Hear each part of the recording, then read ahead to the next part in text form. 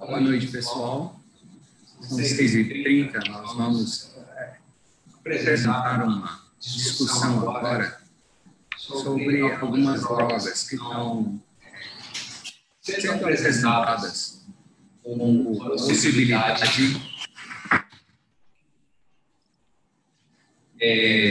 para o tratamento da Covid-19.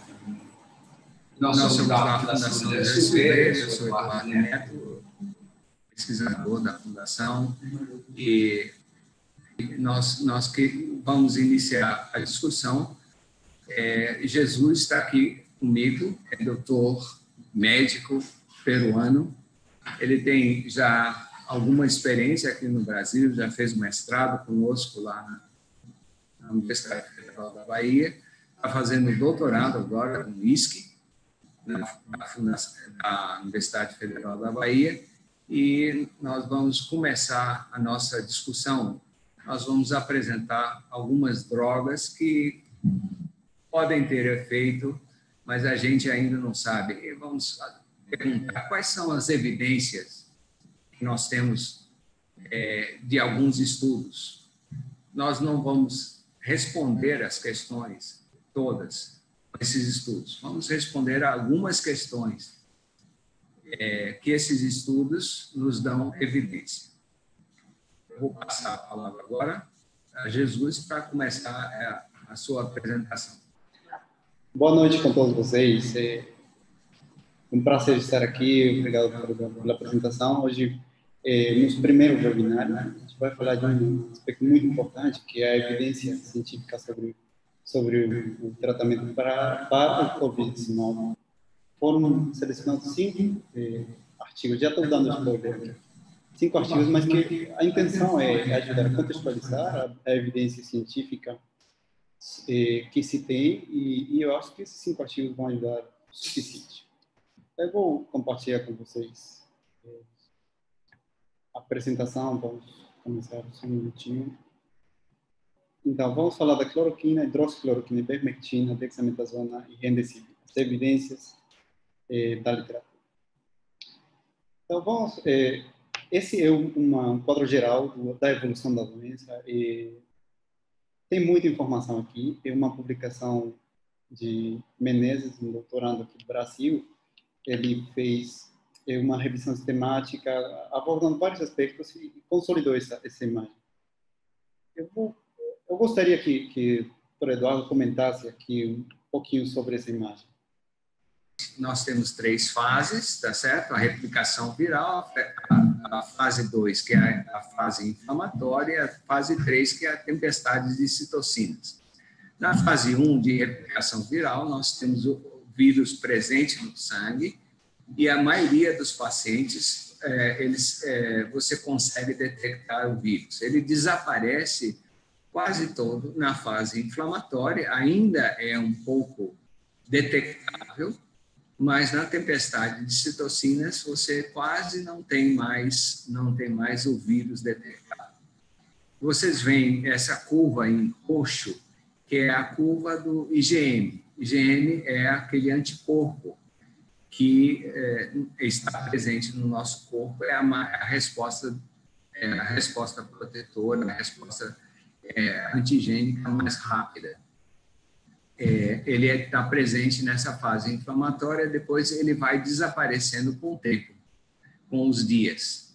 E o IgG, que é o terceiro anticorpo, que é mais uma cicatriz imunológica. Ele aparece mais ou menos em torno da segunda semana e ele permanece no corpo, vai caindo lentamente, mas você detecta durante muito tempo. Então, nós temos 3 fases. E as drogas que nós temos podem agir em cada uma dessas fases.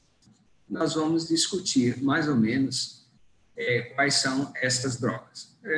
Eu gostaria de passar a palavra a Jesus para falar sobre a cloroquina, que estaria agindo na primeira e talvez como anti-inflamatório na segunda fase também. Então, a cloroquina é uma droga muito interessante. A gente vai falar desse artigo aqui, que é efeitos da baixa e alta dose de cloroquina de fosfato como terapia adjunta para pacientes hospitalizados com infecção severa pelo SARS-CoV-2. Então, vocês têm aqui tem um QR que podem usar para escanear e acessar direto para o texto completo. Tem uma publicação bem detalhada, ótimo, né? Foi feita aqui no Brasil. Então, cloroquina e hidroxicloroquina, elas são drogas muito bem conhecidas, consideradas de amplo espectro. E, como o doutor Eduardo falou, tem propriedades diversas. Uma delas é a atividade antiviral. Então, espero que todo mundo tenha escaneado o artigo. Então, vamos lá. As publicações têm mostrado que desde fevereiro apareceu um artigo avaliando a cloroquina in vitro. Aí identificou que tinha um efeito sobre o SARS-CoV-2. Posteriormente, apareceram vários estudos. No caminho, a gente se deparou com um estudo que se retratou, né? Que associava a cloroquina com mortalidade. No caminho também, a OMS parou o braço de cloroquina no grande estudo solidário. Esse estudo é importante porque ele compara duas doses no momento onde se evidencia uma heterogeneidade grande nos... Beleza. Aí, então, além de ser drogas antimaláricas, a cloroquina e a hidroxicloroquina tem mostrado efeito interessante em doenças reumáticas, como lúpus, artrite reumatoide, e recentemente, em fevereiro, foi identificado um efeito in vitro contra o SARS-CoV-2. A partir desse estudo, que avaliou 7 drogas, né, a cloroquina foi uma delas que mostrou evidência de ação, foram aparecendo estudos tanto observacionais, quanto revisões temáticas, quanto ensaios clínicos com um N variado, utilizando, evidenciando, mostrando evidência conflituante. Alguns mostrando algum benefício, outros prejuízo. Então, por isso, considerando essa evidência, a Organização Mundial da Saúde parou o braço de cloroquina do estudo solidário. Esse estudo que a gente está vendo, que compara duas doses de cloroquina alta e baixa, é muito importante, porque ele coloca de forma clara a importância da dose nos estudos. E o primeiro estudo que mostrou eficácia in vitro, ele já sugere altas doses de cloroquina, o que poderia levar a complicações como arritmias cardíacas, né? Então, o objetivo desse estudo é avaliar a segurança e eficácia da cloroquina em duas doses diferentes, para letalidade aos 28 dias, letalidade aos 13 dias e o estado clínico do paciente. Também o tempo desde o início dos sintomas até a morte. Para isso, foi feito um ensaio clínico randomizado de duplo cego no Hospital Pronto-Socorro Delfina Rinaldi Abdel Aziz, Manaus, em maiores de 18 anos, com Covid suspeito, com características de paciente grave, taquineico, taquicárdico, com signos de choque. E foram randomizados 81 pacientes, para o grupo de dose baixa de cloroquina, que foram 450 miligramas a cada 12 horas no primeiro dia, e 4 dias de 450 miligramas, dando um total de 2,7 gramas. E a dose alta foram 600 miligramas a cada 12 horas por 10 dias, dando um total de 12 gramas. Então, a dose foi determinada a partir principalmente a alta dose, a partir da evidência que foi utilizada, da dose que foi utilizada na China. E a dose baixa, a partir do que era utilizado no Brasil. Vale a pena destacar que a maioria dos pacientes utilizaram, além da cloroquina, ceftriaxona, azitromicina e o oseltamivir. Essa é a tabela de das características no início do estudo. Em geral, é um estudo bem balanceado. Aqui vou destacar apenas que os mais velhos estavam utilizando dose alta, tinha uma maior prevalência de hipertensão no grupo de dose alta, e as enzimas, a creatina quinasa total e específica, também estão elevadas para o grupo de dose alta. Quer dizer, um perfil que não era tão bom para avaliar a toxicidade cardíaca. Jesus chama atenção esse estudo que o N também é muito baixo, 40 indivíduos só na dose baixa e 41 indivíduos na dose alta, quando ele foi paralisado, não é isso? Exato, doutor. O trabalho foi paralisado e eu vou comentar em breve qual foi o motivo. Durante o acompanhamento, a probabilidade de sobrevida ela foi caindo progressivamente para o grupo de dose alta, que está aqui, acho que é laranja, chegando a uma mortalidade de 39%, e comparado com o grupo de dose baixa, que é essa linha, acho que é verde, que caiu também para 15%. Essa faixa cinza aqui se ajudou para comparar esse estudo com outros estudos, que na verdade são dois, de uma revisão sistemática, que reporta a mortalidade esperada em pacientes não usuários de cloroquina. Então, mesmo que essa diferença foi significativa entre os grupos, a diferença entre os grupos, foi evidente que nos dois grupos houve mortalidade mais do esperado. Então, o estudo foi parado por causa disso, né? E todos os pacientes que estavam no grupo de dose alta passaram para o grupo de baixa dose e o estudo continua. O estudo continua, os resultados finais ainda não têm sido publicados. Em média, o tempo de acompanhamento foi de 13 dias. Por isso é que o N baixou consideravelmente. No gráfico da direita é a mesma análise, apenas nos pacientes internados na UTI, que também houve diferença. Após o uso da cloroquina, vemos que houve um incremento da creatina quinasa, uma prolongação do intervalo QT corrigido também, e 2 eventos de taquicardia ventricular para o grupo de dose alta. Então, como já comentei para vocês, o estudo foi interrompido, né, para o grupo de dose alta, porque os riscos ultrapassavam os benefícios claramente. Não foi possível também associar a dose de cloroquina com os eventos cardíacos, considerando que grande parte dos usuários dos participantes estão utilizando a azitromicina e o oseltamivir, que também tem algum grau de toxicidade cardíaca, principalmente prolongando o intervalo QT e predispondo para arritmias graves, né?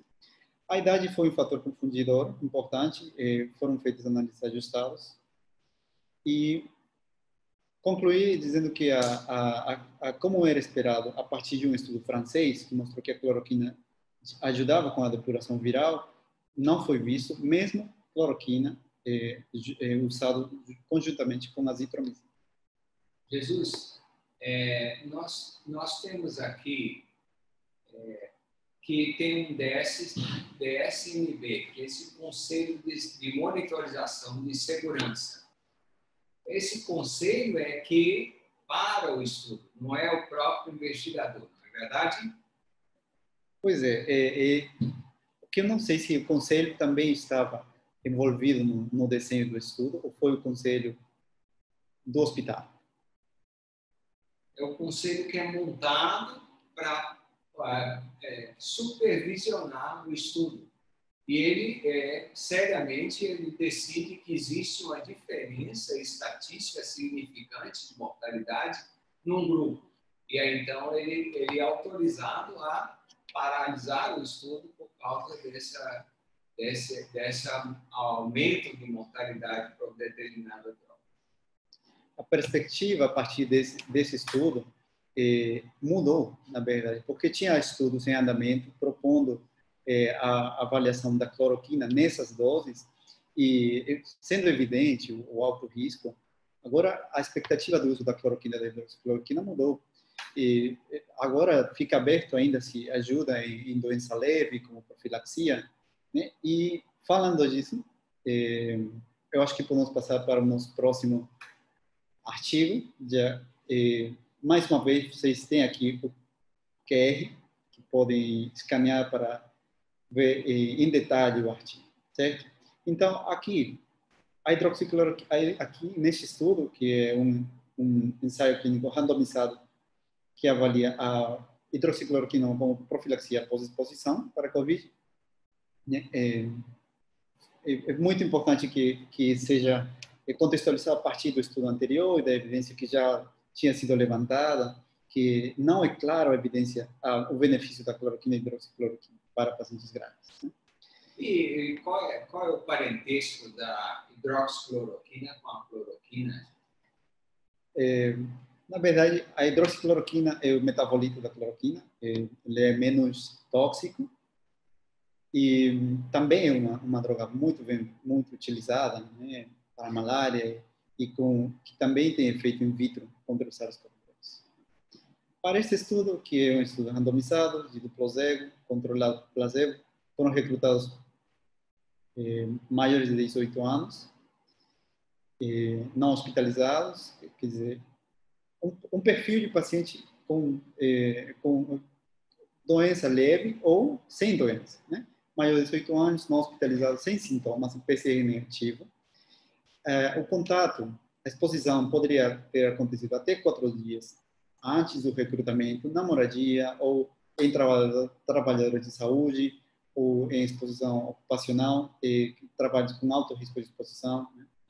Exposição foi considerada quando houve um distanciamento de menor a 1,80 m, maior por mais de 10 minutos, sem uso de EPI ou utilizando apenas máscara. Os indivíduos foram alocados 1 para 1 para hidroxicloroquina ou placebo.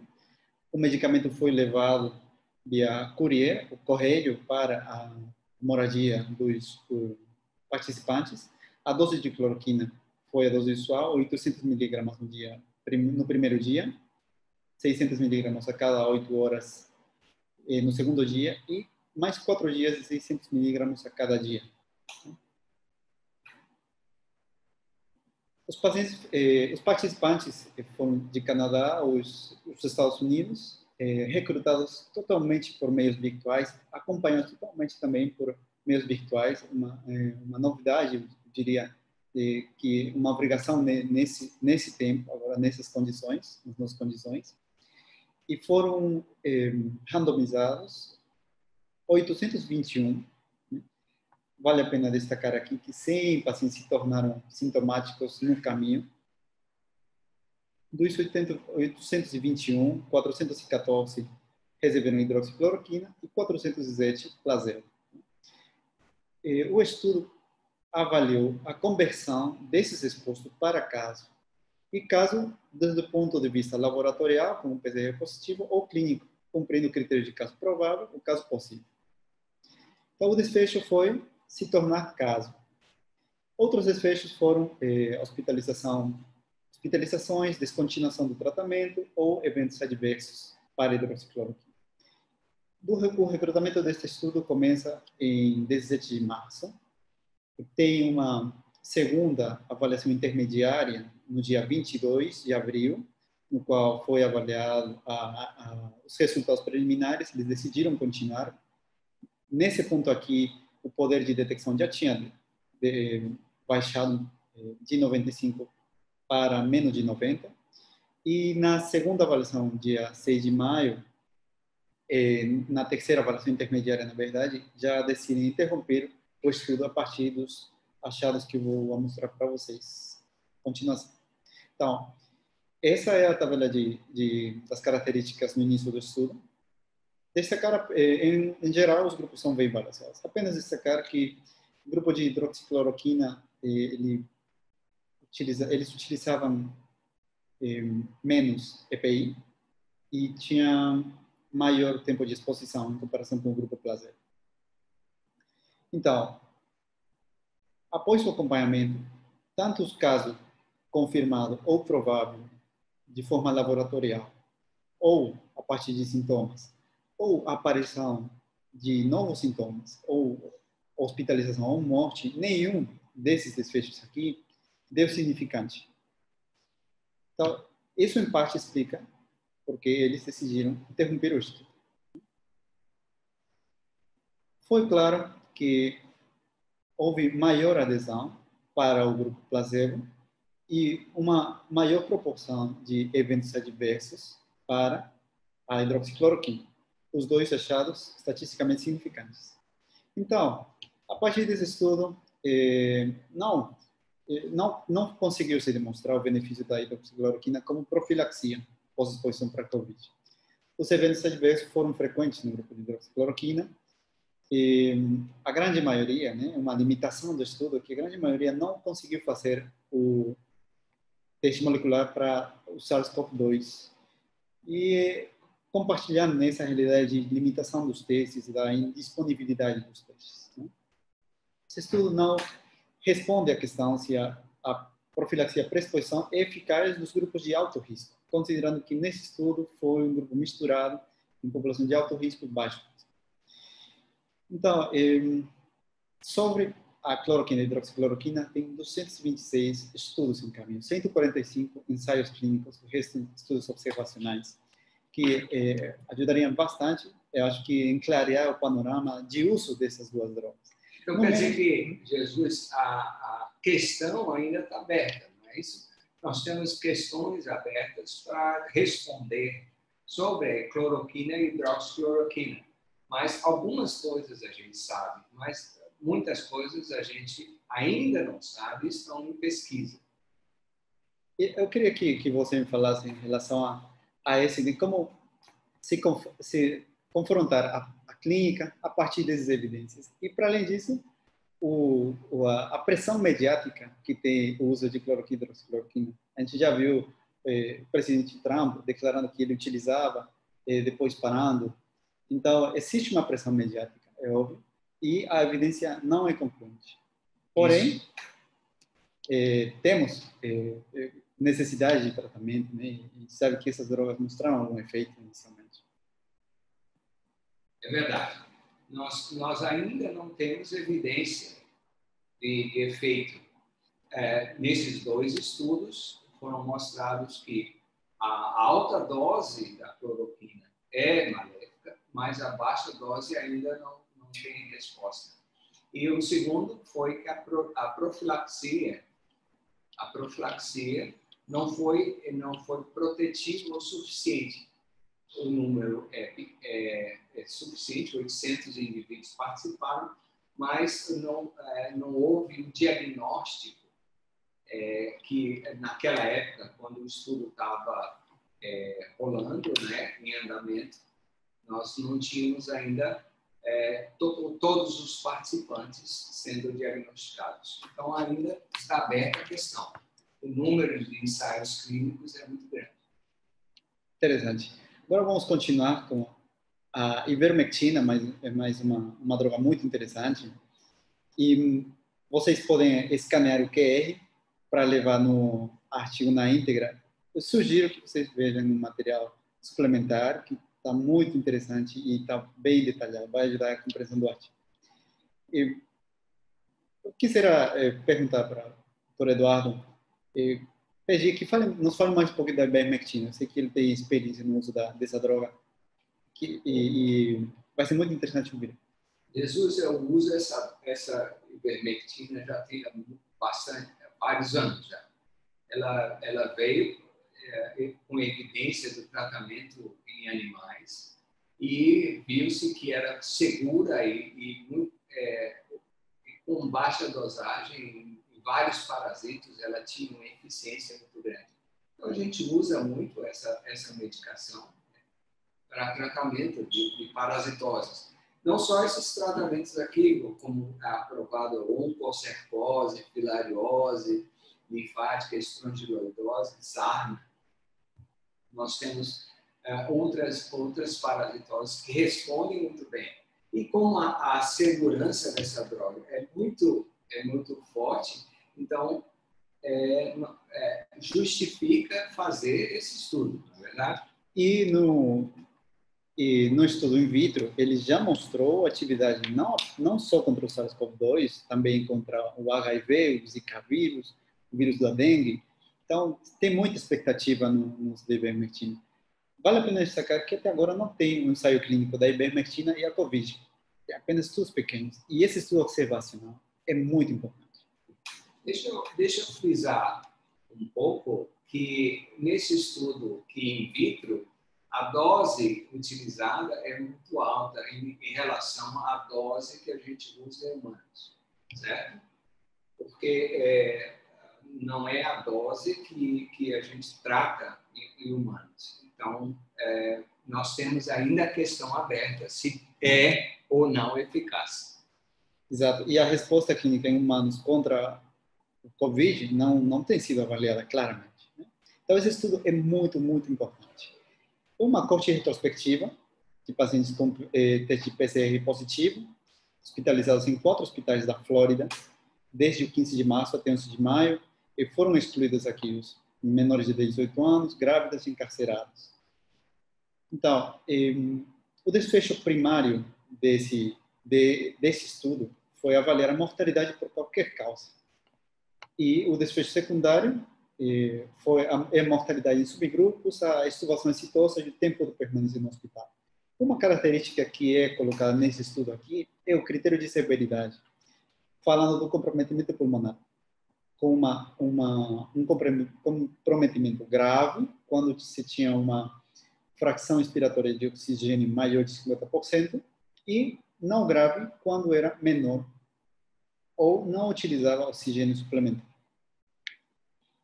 A dose de ivermectina foi 200 miligramas por quilo, em qualquer momento, mais de uma dose. Não apenas, não avaliar um regime, senão a mais de uma dose dessa quantidade já era considerado uma intervenção. Então, o controle foram os cuidados usuais. Aqui vou destacar uma limitação do estudo, que a decisão de prescrever a ivermectina, a hidroxicloroquina ou a azitromicina ficou ao critério do médico, dando um provável viés de prescrição. No momento do recrutamento dos usuários, se tinha muita expectativa sobre o uso da ivermectina, mas também não tinha estudos. Então, isso poderia ter dado um viés na prescrição da medicação, na alocação dos pacientes. Foi feita uma análise univariada e multivariada, que é muito importante nesses estudos retrospectivos para controlar os confundidores. Essa é a tabela de resumo das características dos participantes. Em geral, os grupos foram bem pareados.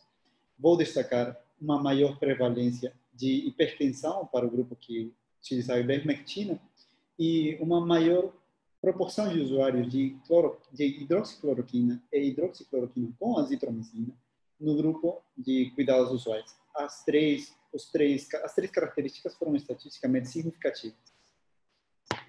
Então, comparando a mortalidade no total, né, houve uma maior mortalidade para o grupo controle, comparado com ivermectina, estatisticamente significante. Quando foi comparado ao grupo com comprometimento severo pulmonar, foi também bem maior para o grupo de controle, com significância estatística, e o grupo não severo foi semelhante, não evidenciando significância estatística.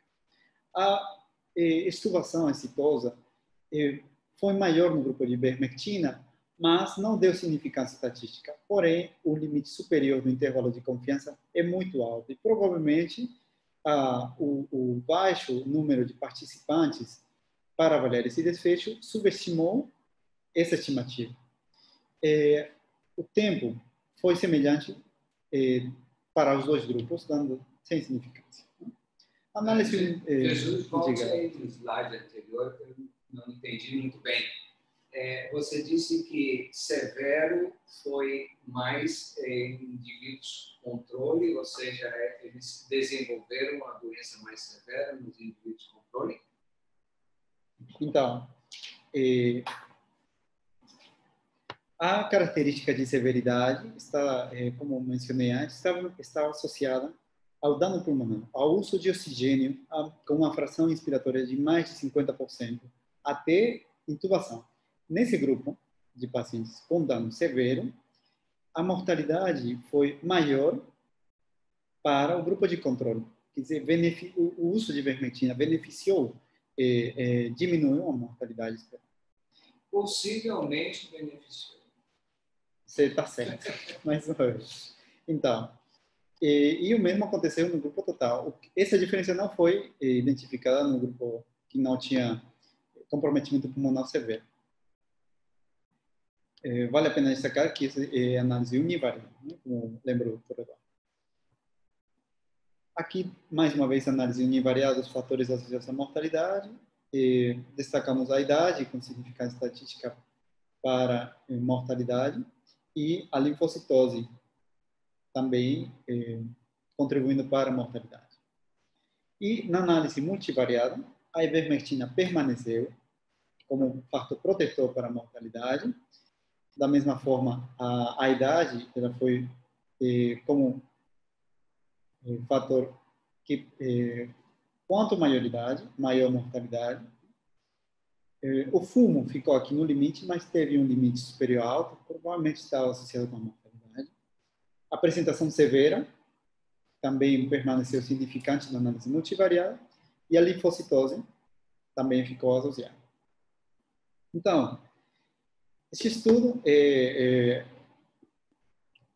nesse estudo claramente se mostra que a mortalidade esteve diminuída a partir do uso da ivermectina. Não houve diferença significativa no tempo de internação hospitalar entre os grupos, e os pacientes não graves não foram beneficiados pela ivermectina.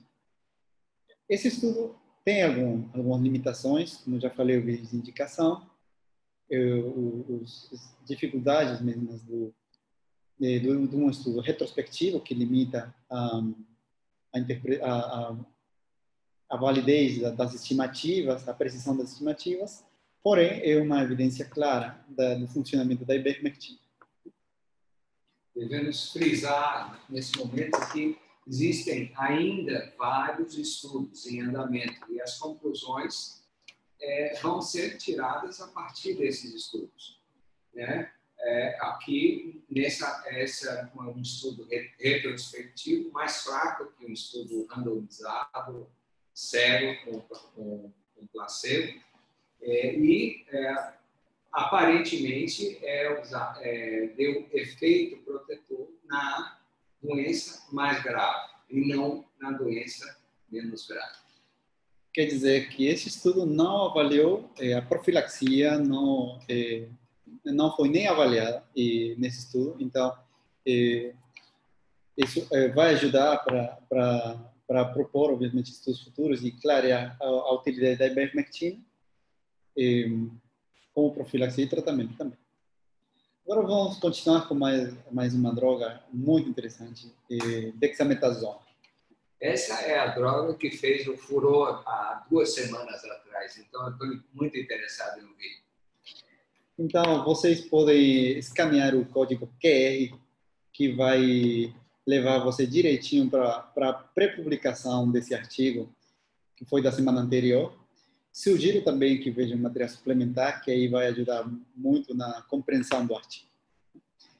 Esse é um grupo grande, o estudo Recovery, que é da Universidade de Oxford, na qual participam 176 hospitais em um estudo randomizado, controlado e aberto, no qual foram incorporados pacientes com teste positivo para o SARS-CoV-2, maiores de 18 anos, também participaram grávidas e mulheres em amamentação ou amamentando, e foram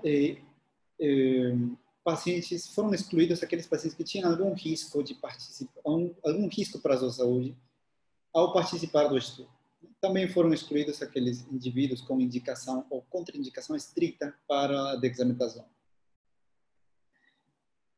Foram aleatorizados de 2 para 1, o número previsto.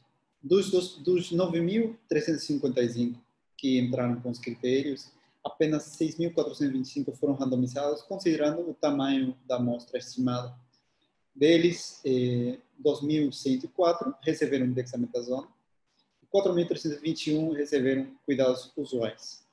Como é uma análise por intenção de tratar, a mesma quantidade de pacientes participou na análise, mesmo que alguns dados foram perdidos no caminho. Jesus, me explica o que é essa intenção de tratar direito.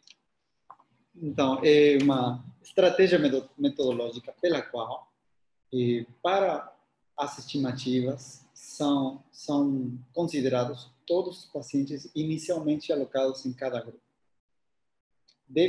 No caminho, por exemplo, tem pacientes que decidiram sair do estudo, que tiveram eventos adversos, mas mesmo assim, com a saída de participantes antes da avaliação do desfecho, o total é considerado para o cálculo da estimativa. A dose da dexametasona foi 6 mg oral ou endovenosa por até 10 dias. E o tamanho amostral permitia identificar uma diferença na mortalidade de até 4%. Então, o segmento foi até alta para avaliar a morte, e outros desfechos foram tempo para alta e um desfecho composto, que é o uso da ventilação mecânica ou morte aos 28 dias. Foram utilizadas metodologias diferentes, foi de análise de tempo para o evento e aqui uma análise para um desfecho binário. Essa é a tabela das características basais dos participantes. Mesmo com a quantidade de pessoas participantes, houve uma diferença de 1,1 ano no estudo que colocava os mais velhos para o grupo de dexametasona.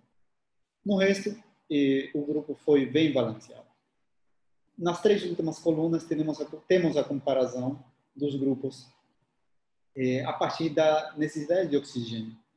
Aqui, os que não precisaram de oxigênio, os que precisaram somente de oxigênio, e na última coluna, os que precisaram de uma ventilação mecânica invasiva. Chama a atenção que, vamos dizer, o grupo dos mais jovens, né, foram os que utilizaram, foram mais, aparentemente tiveram mais ventilação mecânica invasiva.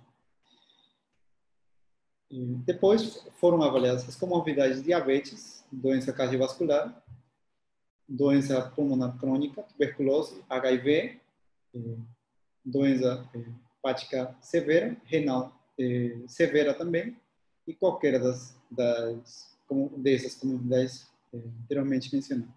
Chama a atenção, para mim, a ausência do índice de massa corpórea ou a obesidade como fator de risco.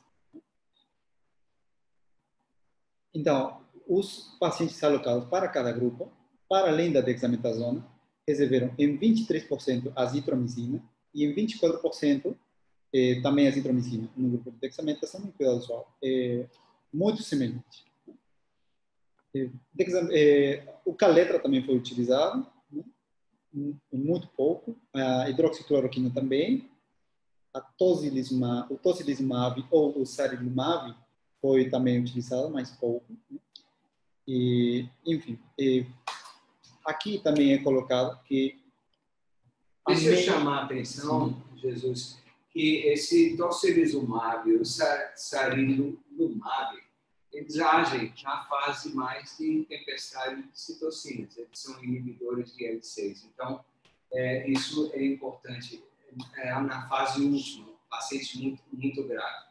Então, foi pouco utilizado, mas foi balanceado também. Deixa eu chamar a atenção aqui para todos, é que no final dessa apresentação, ela vai ser gravada e vai ser disponibilizada no site da Fundação José Silveira. Tá certo? Bom, o uso de dexametasona teve uma mediana de 6 dias, sendo utilizada até 10 dias, e os 50% dos participantes utilizou a dexametasona entre o 3º e o 10º dia. Então, falando dos desfechos, comparando a mortalidade entre dexametasona e cuidado usual, a mortalidade foi menor para a dexametasona, após 28 dias de acompanhamento, estatisticamente significante. O tempo de alta para alta também foi foi 12 dias para a dexametasona, comparado com 13 dias para cuidado usual. E aí o percentual de pacientes que teve alta foi maior para a dexametasona comparado com cuidado usual. Os outros desfechos, como esse desfecho composto, né, que é ventilação mecânica invasiva ou morte, também foi maior para o cuidado usual. Apenas a ventilação mecânica também foi maior e a morte foi maior para o cuidado usual. Todos significativos. As estimativas estavam ajustadas já para a idade, para essa diferença de 1,1 ano. Aqui temos as curvas de Kaplan-Meier da mortalidade. Então, na linha vermelha, podemos ver que a dexametasona, a mortalidade nos usuários da dexametasona foi menor comparada com o cuidado usual para todos os pacientes. E quando comparados aqueles usuários que não necessitavam a oxigenoterapia, a gente vê que não houve diferença, né, na mortalidade. Quando comparados àqueles que apenas precisavam de oxigênio, a diferença também foi clara entre os usuários de dexametasona e o cuidado usual. E para aqueles que utilizavam ventilação mecânica, né, a diferença foi ainda mais. E o tamanho do efeito é maior do que os grupos anteriores. Então, a evidência da dexametasona foi clara.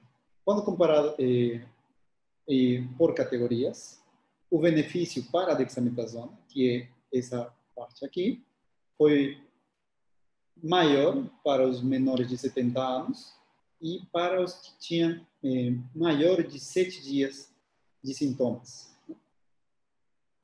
Então, evidência fantástica, interessante da dexametasona. Previamente já tinha sido levantado o uso da dexametasona no SARS e no MERS, evidenciando que não havia resultados claros. Alguns estudos da China já colocavam que poderia haver um efeito, mas que a evidência era limitada. Esse estudo, a evidência que traz é muito forte, mesmo tendo algumas considerações, né, nas estimativas, mas a evidência é forte. A dexametasona foi utilizada em doses anti-inflamatórias, baixa dose por um curto período de tempo. Houve um maior benefício para aqueles pacientes que precisavam de oxigênio, para aqueles tratados por mais de 7 dias após o início dos sintomas, e não houve benefício para pacientes hospitalizados sem suporte respiratório, quer dizer, com doença mais leve. Chama a atenção, Jesus, essa baixa dose, né? Baixa dose de dexametasona influenciando.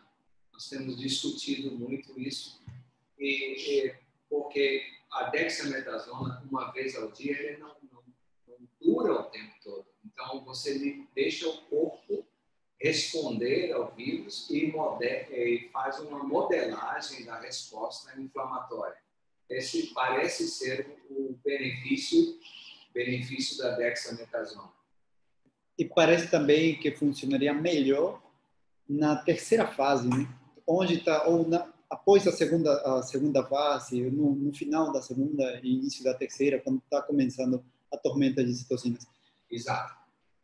Bom, obviamente tem ainda pouca evidência, esse estudo precisa apresentar precisa motivar maiores estudos, né, que comparem a dose, a importância de 1, 2, 3 dias, né, em comparação ao resultado. E também nós precisamos saber de outras drogas também, outros corticoides. E, obviamente, existem vários estudos em andamento e esse estudo ele respondeu uma parte. Ele avançou, deu um passo adiante no conhecimento, mas um importante passo no conhecimento. Exato. Agora vamos dar continuidade com o Remdesivir. Vocês têm aí o QR desse estudo. O Remdesivir não tem ainda ensaios clínicos do Remdesivir e o SARS-CoV-2. Ela é uma droga que já vem ajudando desde o SARS, o MERS e recentemente no Ébola, com um maravilhoso efeito. No ano anterior já foi aprovada a dose e foi um medicamento muito bem tolerado para a época. Esse estudo aqui, um reporte preliminar do Remdesivir para o tratamento da Covid-19. A atividade do Remdesivir foi evidenciada em fevereiro, quando foi evidenciada a atividade in vitro contra o SARS-CoV-2 e um efeito em macacos, diminuindo a concentração viral nos pulmões. O Remdesivir impede a penetração do RNA viral no núcleo da célula. Esse estudo pretende avaliar a eficácia clínica e segurança do Remdesivir em adultos hospitalizados com Covid confirmada laboratorialmente. Para isso, foi feito um ensaio clínico randomizado, de duplo cego e controlado por placebo. O nome do estudo é ACTT1, pertence a uma plataforma que permite a avaliação de outras drogas. A dose de Remdesivir foi de 200 mg endovenoso, mais 100 mg até o 10º dia, em comparação com o placebo. E o desfecho primário foi o tempo para recuperação total, que eu vou explicar mais na frente, e a melhora, ou a melhora parcial. Tempo para recuperação e tempo para melhora parcial. O estudo começou em 21 de fevereiro, e chegou até 19/4, onde teve uma avaliação intermediária. Nessa avaliação intermediária foi evidenciado 482 recuperados e 81 falecidos. Mais recuperados do esperado, menos falecidos do esperado também. Então, nessa data, o estudo foi parado, considerando o benefício que já era evidente do uso do Remdesivir. Então, aqui se sumariza a alocação dos pacientes. 1.063 pacientes foram para randomização, 538 terminaram utilizando o Remdesivir e 521 utilizando o placebo. Também foi feita uma análise de intenção de tratamento. O interessante desse estudo é que, de forma semelhante a um estudo prévio do Remdesivir, mas um estudo menor, é incorporado esse nível de severidade, colocando em categorias desde a mais grave, que é a morte, até características de recuperação, que são pacientes não hospitalizados e pacientes hospitalizados, mas sem oxigênio ou sem cuidados médicos contínuos. E para a morte, a gente vê que a categoria vai piorando. O desfecho primário avaliou o tempo para passar de um desfecho de um nível de severidade 4, 5, 6, 7, 8 para 1, 2 e 3. É uma categorização interessante, não é, professor Eduardo? Pois é, chama a atenção esses níveis todos que não precisam de uma evidência laboratorial, né? Não hospitalizado, sem limitações, não hospitalizado com oxigênio em casa, e vai crescendo de gravidade, mas uma gravidade clínica. Esse estudo foi um desenho muito interessante. Eu gostei desses níveis de severidade. Porque ajuda na prática, né? Não inclui constantes laboratoriais, né? Agora, essa tabela é a característica dos pacientes nos grupos. Em geral, os grupos também foram bem balanceados. Tem uma idade maior para os usuários de placebo, mais homens participando do grupo de Remdesivir, uma maior proporção de brancos para o grupo de placebo, mais de 2 comorbidades para os 3 grupos, que eram pacientes, incluía pacientes com alguns riscos, principalmente a hipertensão, aqui presente nos 2 grupos, e a obesidade também presente nos 2 grupos. Então, podemos ver aqui a classificação da severidade, 4, 5, 6 e 7. Chama atenção o número de participantes com grau de severidade 5. Esse número aqui vai terminar influenciando nos achados, na estimativa, na capacidade do cálculo da estimativa. Aqui vemos já os desfechos. Quando comparado Remdesivir com placebo, considerando toda a população, teve maior recuperação para o remdesivir, um tempo menor para a recuperação, favorecendo o remdesivir, e a razão da taxa de recuperação também favorece o remdesivir e com um resultado estatisticamente significante. Falando dos scores, dos pacientes classificados por score, em todos os casos, o remdesivir é favorecido, né, no número total de recuperação e na mediana de tempo também. De igual forma, aqui se destaca que para o nível 5, a razão de taxa da recuperação foi estatisticamente significante, favorecendo ao remdesivir. No nível 4, não foi estatisticamente significante, porém, o limite superior sugere uma subestimação a partir do número de indivíduos que terminaram nesse nível de severidade. Já falando da mortalidade, o número de mortos foi menor para remdesivir no total, na população total, e a estimativa de Kaplan-Meier também mostra uma menor mortalidade para o remdesivir. Mas chama a atenção que não foi significante. Volta aquele slide de classificação. O que é classe 4, Jesus? Classe 4 é hospitalizado sem oxigênio com cuidados médicos contínuos.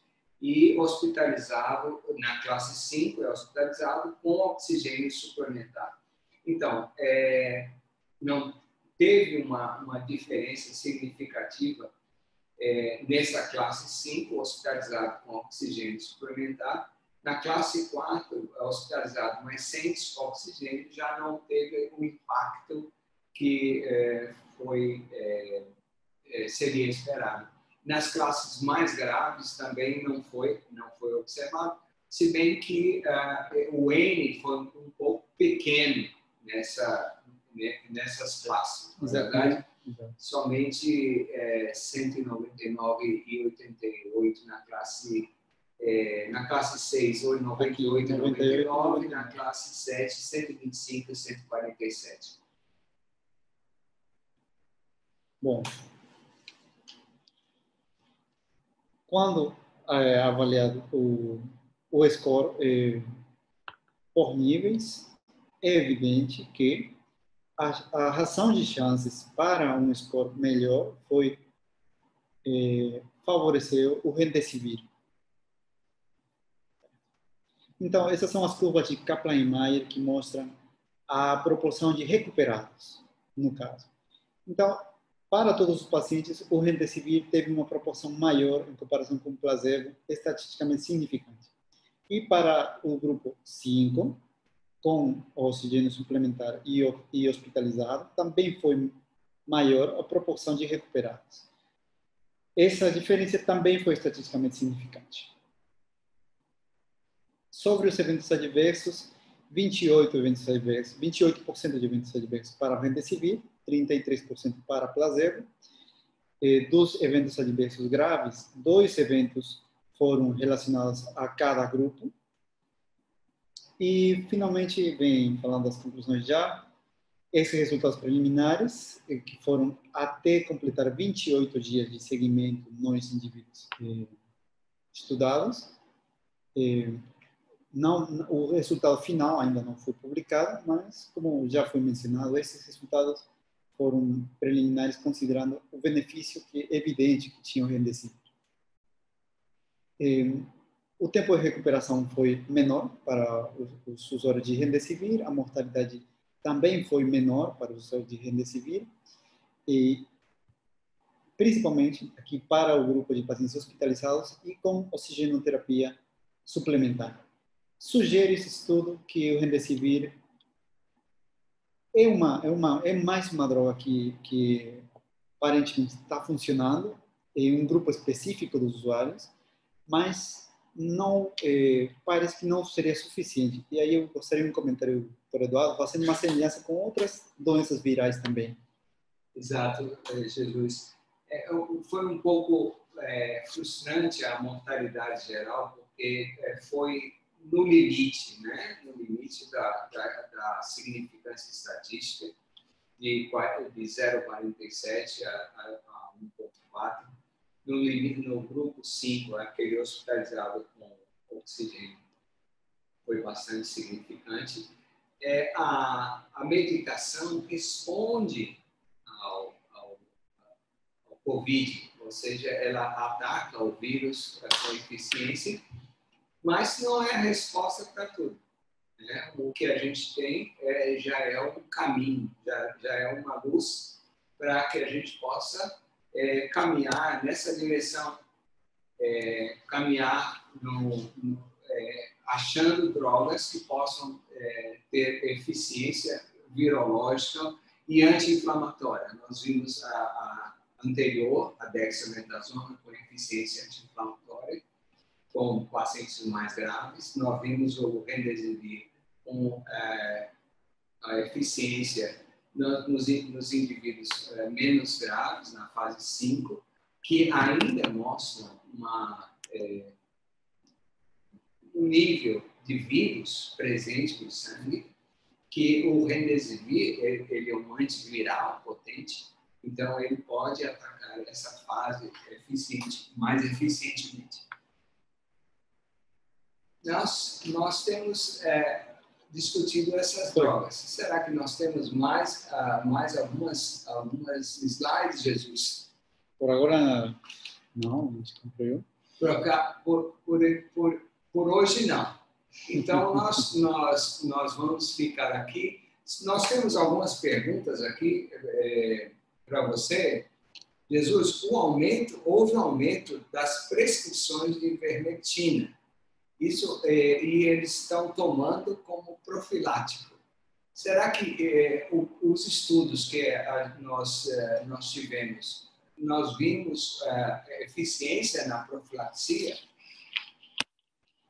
Bom, a gente viu um estudo muito importante, que é a ivermectina nessa coorte, né? Mas essa coorte não avaliou a profilaxia da ivermectina. Nós não temos evidência. Não temos evidência ainda. Mas por parte eu entendo. Tem muita pressão mediática. O benefício é claro e não é suficiente apenas com analisar a notícia, né, que a ivermectina é boa.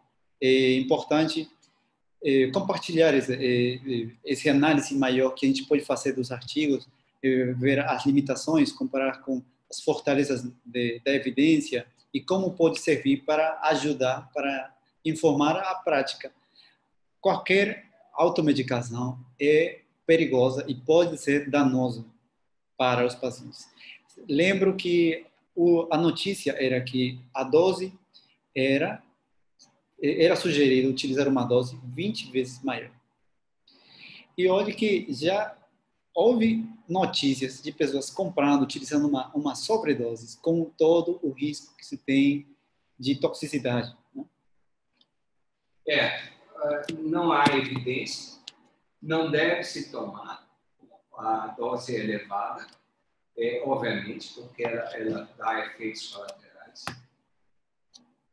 Gostaríamos só de falar que o COVID, você precisa do distanciamento social para não adquirir a doença, lavar as mãos quando você tiver contato com alguma superfície que possa ser contaminada, utilizar máscara. Isso não é tratamento, mas realmente são boas ideias que podem beneficiar você e a sua família. Nós revisamos algumas drogas, nós não fizemos revisão da droga em todos os estudos, mas revisamos algumas drogas que poderiam dar um esclarecimento. Gostaria de enfatizar que essa palestra, essa discussão aqui, essa conversa está sendo gravada e vai ser disponibilizada no site da Fundação José Silveira. Então, gostaria de agradecer a presença de todos. Então, Teodoro, se temos tempo para algumas perguntas que foram colocadas ao longo da apresentação. Flávia Vilas Boas está perguntando se teve informação do percentual de perda de segmento dos grupos de dexametasona e grupo controle. Aí eu poderia comentar que vou tentar chegar nesse slide, está um pouquinho na frente, mas veja, melhor vou tentar. Então, o detalhamento dos grupos que temos aqui. Então, dos 2.104, 95 recebeu dexametasona, 2 saíram, 92 saíram do estudo e foram para a randomização para participar de outro braço do grupo. Mas, para essa análise, foi feita uma análise de intenção de tratar, considerando os 2.104 como 100%. Então, esse é o detalhamento. Tem outra pergunta aqui sobre se o grupo controle estava utilizando outro corticoide. Não foi relatado no estudo. Bem, temos uma outra pergunta aqui.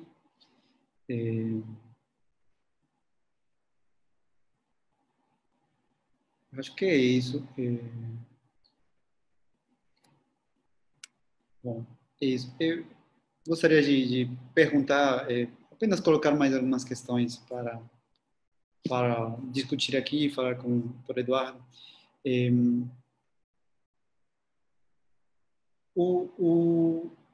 Será que os estudos de ivermectina, que o estudo que a gente tem de ivermectina, mesmo considerando os vias da indicação, da temporalidade, fazendo uma análise mais ajustada desses dados, mudaria um pouco a recomendação? Será que as estimativas mudariam? A gente tem que considerar que essa é uma pré-publicação, né? Exato. Não muda. Nós temos evidência, o estudo é retrospectivo, a evidência é fraca, mas indica alguma direção. Mas nós estamos esperando, aguardando com paciência. Temos que aguardar com paciência. Infelizmente, a pandemia não deixa a gente paciente.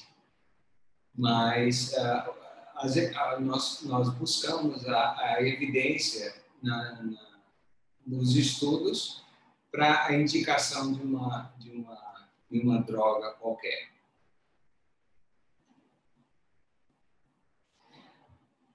Bom, então, se tivermos mais alguma pergunta aqui.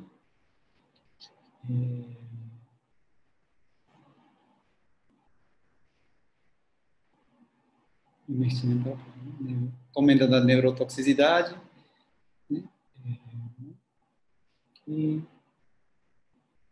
Certo. Então, tem mensagem. Já foi clareado o uso da ivermectina para prevenção. E o compartilhamento dessa informação, espero que seja relevante, né? Como o professor Eduardo comentou. A dificuldade e a ansiedade que se gera ao redor do Covid. A gente sabe que é uma doença que está nos atingindo todos e afeta a prática. Espero que essa apresentação, esse nosso primeiro webinar, tenha sido muito útil e seja muito bem aproveitado.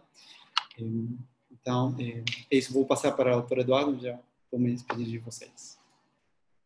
Ok, gente. Obrigado pela paciência e pela oportunidade de falar com vocês. Se tiverem perguntas mais, a gente pode abordar posteriormente. Nós estamos encerrando essa apresentação. Muito obrigado.